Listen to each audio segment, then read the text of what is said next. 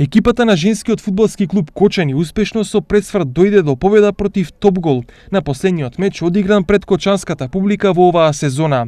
Надпреварот започна со голот на Георгиева во четвртата минута за 1:0, а 24 минути подоцна Атанасова биеше за 2:0.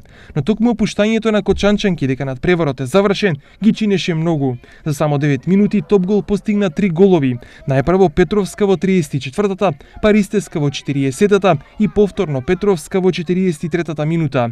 Но тоа нема да е женски фудбал ако нема многу шанси и голови. Од 2:3 кочанчанки успеа да направат втор пресврт и со головите на Георгиева, Атанасова и Тодоровска стигнаа до конечниот резултат од 6:3. Другите прволигаши надпреварите завршија во знакот на деветката.